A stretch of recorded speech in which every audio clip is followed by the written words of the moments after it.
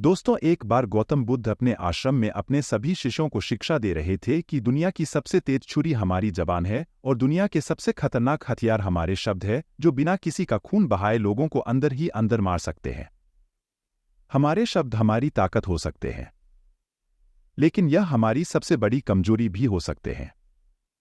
अगर हमें नहीं पता कि कब, कहां और क्या और कितना बोलना है। यदि हम सही समय पर सही इरादे के साथ सही शब्दों का प्रयोग करते हैं तो यह हमें एक सफल व्यक्ति बनाता है। लेकिन अगर हम सही समय पर सही इरादे से सही शब्दों का इस्तेमाल नहीं करते तो यह हमारे जीवन को नर्क से बदतर बना सकता है। तो दोस्तों, आज की स्टोरी के माध्यम से मैं आपको बताने वाला हूं कि चुप रहकर कैसे हम अपने जीवन को बदल सकते हैं। आपको चुप रहने की शक्ति का एहसास इस वीडियो में होने वाला है। वीडियो शुरू करने से पहले कमेंट बॉक्स में नमो बुद्धाय लिखकर वीडियो को लाइक जरूर करें। तो चलिए शुरू करते हैं इस कहानी को। जापान में एक बहुत ही प्रसिद्ध बौद्ध भिक्षुक रहा करते थे। उनका नाम रिसाई था। रिसाई अकेले रहते थे। दुनिया के शोर शराबे से दूर जंगल में वो रहते थे और वह बड़े ही ध्यानी और प्रभु भक्त व्यक्ति थे, इसलिए वह पूरे जापान में बहुत अधिक प्रसिद्ध थे। एक दिन एक राजकुमार रिसाई के पास आया और बोला, हे प्रिय भिक्षु, मैं हमेशा थका हुआ, निराश और परेशान महसूस करता हूं। मेरा मन बहुत अशांत रहता है। हालांकि मेरे पास सब कुछ है, दौलत, शोहरत, सुख सुविधाएं जो हर व्यक्ति चाहता है या पाने की इच्छा करता है, लेकिन फिर भी मेरे अंदर इतनी अशांति और चिंता क्यों है? रिसाई ने उसकी बात बहुत ही ध्यानपूर्वक सुनी और कुछ सोचने के बाद कहा, तुम इस प्रश्न का उत्तर जानते हो, बस तुमने कभी इस प्रश्न को हल करने की कोशिश नहीं की है।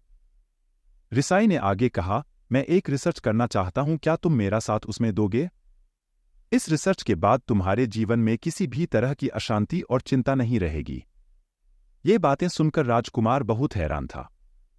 उसने रिसाई से कहा, बताइए मुझे क्या करना होगा? अपने मन की शांति के लिए मैं कुछ भी करने को तैयार हूं। राजकुमार की इन्हीं बातों को सुनकर भिक्षु ने कहा, तो फिर आप अगले 15 दिन के लिए मेरे आश्रम में रहोगे और एक सामान्य व्यक्ति की तरह अपना जीवन व्यतीत करोगे और इन 15 दिनों में तुम अकेले और चुपचाप रहोगे, जितना हो सके कम बोलोगे। राजकुमार उस भिक्षु की बातें सुनकर सहमत हो गया। पहले दिन राजकुमार को लगा कि उसका मन सामान्य से अधिक अशांत और विचलित है। उसके मन में तरह तरह के विचार आ रहे हैं और वह आम लोगों की तरह जीवन जीने में असहज महसूस कर रहा है। उसे अंदर से बोलने की इच्छा हो रही थी, लेकिन वह चुपचाप रहा। उसके मुंह से एक भी शब्द नहीं निकला। बस वह चुपचाप बैठा रहता, लेकिन रात होते होते उसे अंदर ही अंदर शांति का अनुभव होने लगा। उसके लिए यह अनुभव अजीब था। वह खुद से पूछ रहा था कि वह अंदर ही अंदर इतना खुश क्यों है और उसकी आंतरिक बेचैनी और चिंता कम क्यों होने लगी है। अगले दिन राजकुमार अकेला चुपचाप बैठा रहा और वह प्रकृति को निहार रहा। वह पौधों को, फूलों को, आकाश में उड़ रहे पक्षियों को, वह अपने जीवन में पहली बार यह अद्भुत दृश्य महसूस कर रहा था कि उसके पास कितनी सुंदरता है। वह दिन भर प्रकृति की सुंदरता को निहारता रहता और उसकी ताजगी को महसूस करता रहता। इसी तरह से 10 दिन बीत गए और उसके मन की सारी बेचैनी, सारी हलचल, सारी उथल पुथल और सारा तनाव गायब हो गया। 11वें दिन की सुबह राजकुमार फिर से एकांत में बैठ गया और कुछ ही मिनटों में उसकी आंखें अपने आप बंद हो गई और वह गहरे ध्यान में चला गया। वह पूरे दिन वहीं पर आंखें बंद करके बैठा रहा और गहरे ध्यान में डूबा रहा। ना कोई शब्द, ना कोई चिंता। राजकुमार भीतर से असीम शांति और आनंद से भर गया। राजकुमार अपने बाकी के 4 दिन इसी तरह गहरे ध्यान में व्यतीत करने के बाद 15 दिन बाद रिसाई के सामने प्रस्तुत हुआ और रिसाई को प्रणाम करके बोला, प्रिय भिक्षु, मुझे उत्तर मिल गया कि मेरे मन में इतनी उथल पुथल और चिंता क्यों थी। मैं जान गया कि मेरा मन इतना अशांत और विचलित क्यों था। रिसाई मुस्कुराते हुए पूछा, बताओ क्या उत्तर मिला तुम्हें? राजकुमार ने कहा, मैं आवश्यकता से अधिक बातें करता था। मैं किसी पर भी अपने शब्द और ऊर्जा व्यर्थ करता था। मैं दिन भर अपने लोगों से फालतू की बातें करता रहता और फिर उन्हीं के बारे में अकेले में सोचता रहता और ज्यादातर समय नकारात्मक ही सोचता रहता। इस तरह मैं बस अपना समय बर्बाद कर रहा था। ज्यादा बोलने और नकारात्मक सोचने की वजह से मेरा मन अशांत और बेचैन हो गया था और इसी वजह से मैं किसी भी काम को ठीक से नहीं कर पा रहा था, जिसकी वजह से मैं हर काम में असफल होने लगा और फिर इन्हीं लगातार मिलने वाली असफलताओं की वजह से ही मैं और भी उदास और चिड़चिड़ा हो गया। इन्हीं सभी चीजों की वजह से मेरा जीवन नष्ट हो रहा था, लेकिन यहां पर बिताए हुए 15 दिन मेरे लिए पूरी तरह से अलग थे। मुझे कुछ अलग ही एहसास यहां पर हो रहा था। अब मुझे ऐसा लग रहा है मैं अपना जीवन पूरी तरह से जी रहा हूं, लेकिन इससे पहले मैं अपना जीवन गलत तरीके से जी रहा था और मैंने यह भी सीखा कि हमें सिर्फ ध्यान करने की जरूरत नहीं है। ध्यान अपने आप होता है जब हम इस शांत और मौन होते हैं। ध्यान के पिछले कुछ दिनों के दौरान मैंने जो पहली चीज सीखी वह यह है कि मनुष्य के जीवन के सबसे महत्वपूर्ण घटना स्वयं को जानना है। यह सुनकर रिसाई ने कहा, सिर्फ तुम ही नहीं, दुनिया में ज्यादातर लोग जरूरत से ज्यादा बोलते हैं। आज भी लोग ज्यादातर समय केवल एक दूसरे को नीचा दिखाने के लिए ही बोलते हैं। कुछ लोग ना चाहते हुए भी बातें करते हैं और अपना जीवन बर्बाद कर लेते हैं। रिसाई ने राजकुमार को चुप रहने का महत्व समझाते हुए कहा, एक बार गौतम बुद्ध से उनके शिष्यों ने पूछा, प्रिय बुद्ध, आप ज्यादातर समय चुप क्यों रहते हैं? बुद्ध ने कहा, क्योंकि चुप रहने से व्यक्ति अंदर से अनंत शांति की गहराइयों में होता हूं। मौन अपने भीतर उतरने की पहली सीढ़ी है। मौन के बिना स्वयं को जानना असंभव है। स्वयं को जानने और समझने का पहला नियम है कि मौन हो जाओ, उतना ही बोलो जितना अत्यंत आवश्यक हो, बेफिजूल की बातें करना छोड़ दो। तुम अचानक पाओगे कि 90% से भी ज्यादातर लोग व्यर्थ ही ज्यादा बोलकर अपना समय बर्बाद कर रहे हैं। ना बोलने का कोई भी नुकसान नहीं है, लेकिन यदि आप ज्यादा बोलते हैं तो आप अत्यधिक गलती कर देते हैं। अगर व्यक्ति कम बोलना शुरू कर दे, 2 दुनिया की 90% मुसीबतें कम हो जाएगी, झगड़े फसाद कम हो जाएंगे, उपद्रव कम हो जाएंगे, अदालतें कम हो जाएगी। अगर लोग थोड़ा चुप रहना सीख लिए, संसार की बहुत सारी समस्याएं हैं, बहुत सारा उपद्रव सिर्फ बोलने से पैदा होते हैं। सारी बात मौन सीखने की है। जब तुम नहीं बोलते तब तुम एकांत में अकेले हो गए। भरे बाजार में भीड़ में खड़े हो नहीं बोलते। हिमालय के शिखर में पहुंच गए। जिसने मौन की कला जान ली वो भीड़ में भी अकेले होने की कला जान लेता है। वो अपने भीतर ही डुबकी लगाने लगता है। एकांत में तो आदमी स्वर्ग में है, दूसरे की उपस्थिति ही बेचैनी पैदा करती है। पहले तुम्हें चुप रहने की शक्ति को धारण करना होगा। इससे तुम अधिकतर ऊर्जा को बचा लोगे और फिर इस स्थिति में पहुंच जाओगे कि तुम कम बोलने लगोगे। अगर तुम किसी के यहां पर जा रहे हो और परेशान हो जाओ तो ऐसे में उचित है कि आंखें बंद कर लो और अपने में खो जाओ। वहां से आपको ताजगी महसूस होगी, क्योंकि तुम्हारे अंदर ही जीवन का वो स्रोत छिपा हुआ है, वह किसी दूसरे में नहीं है। इसके बाद राजकुमार उस रिसाई से पूछते हैं, आखिर कौन हमें अपने अंदर तक लेकर जाएगा? ये बातें सुनकर रिसाई बुद्ध कहते हैं, तुम्हें स्वयं ही अपने अंदर उतरना होगा और वहीं से परम राज्य जीवन का आनंद ले पाओगे। आनंद का यहीं से जन्म हुआ है, यहीं से तुम मौत में डूब जाओगे।